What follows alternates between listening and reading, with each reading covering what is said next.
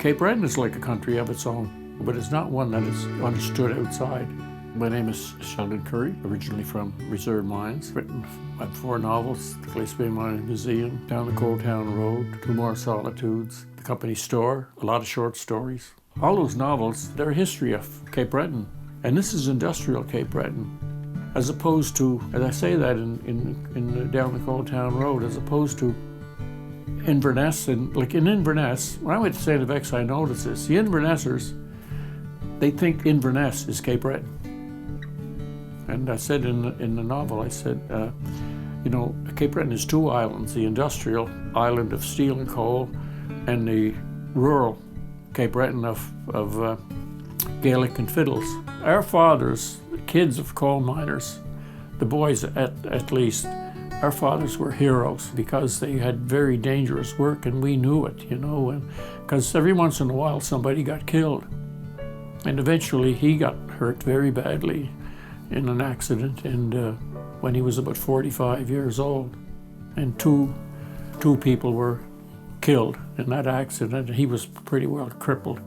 My father prevented me from getting a job in the pit. Basil and I went down looking for work in the pit, and he got a job and I didn't. And Jack Smith, years later after I come back home, Jack Smith was a reader and he used to share books, and he told me, my father went down to the office and somebody there owed him a favor, and he said, don't let that guy get a job in the pit.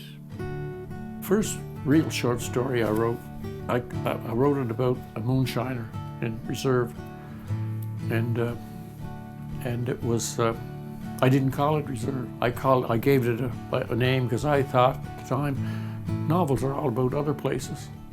So who's going to read a novel about Reserve? And then when I wrote the Glace Bay Miners Museum, I changed. I said, I'm going to write just like Faulkner did, write about what I know, what means something to me. I was coming home from somewhere, and while I was away, the Cape Breton Miners Museum in Glace Bay started. When I got home, my father was retired by then. I said, what's the Glace Bay, what's the Cape Breton Miners Museum like? And he said, I don't know. I've never been there. And there was something in the tone, I guess. So I went down to have a look at it, and there was a room about the size of this room, with a big table in front of it, in the middle of it, and whole ledger books, and it was lists of all the investors in the coal company. And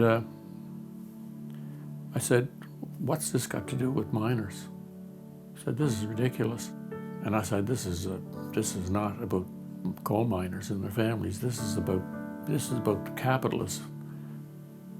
I was trying to figure out, I said, I got to write a story about this. It took me 3 years to figure out how to do it. And I thought, the way to tell this story will be just tell it from the point of view of a woman who lost everything. Lost her grandfather, lost her father, lost her brother, her favorite brother that fought for her, then lost her husband in the end. And she is able to suffer all that and deal with it. So that's what I did. Whenever I read the thing to people, or in reviews of it, a lot of people thought that Margaret went crazy at the end of the story. And I said, no, she didn't go crazy. She lost everything, and she had nothing to reply.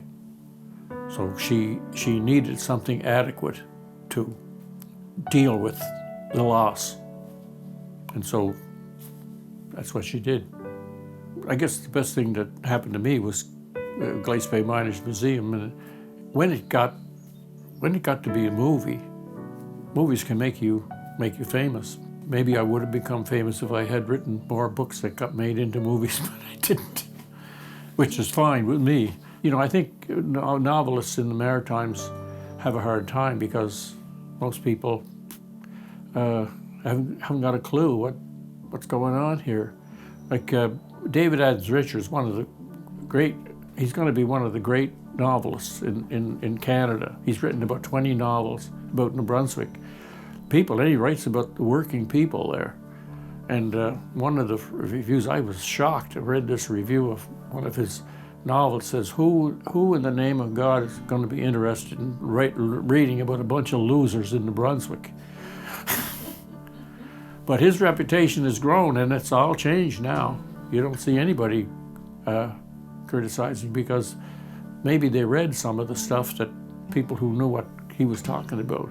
He's a wonderful novelist, and he writes about these rough people, lumbermen and fishermen, uneducated people who are really smart people, you know, just like miners. I mean, they're all smart. And all their kids and grandkids are smart, so they must have been smart. And they had to be smart to work in the pit, or you'd be ostracized. You'd be putting people in danger. They had to be on the ball all the time. I left when I was 17, and I was only back for a couple of years and sort of hung out in my parents' house for the year. But you know what they say about a lot of places, you could leave it, but it never leaves you. And I'm inspired by it, you know. When I go home, I take a walk up by the bootleg pits where I used to work, helping one of the bootleggers bootleg coal.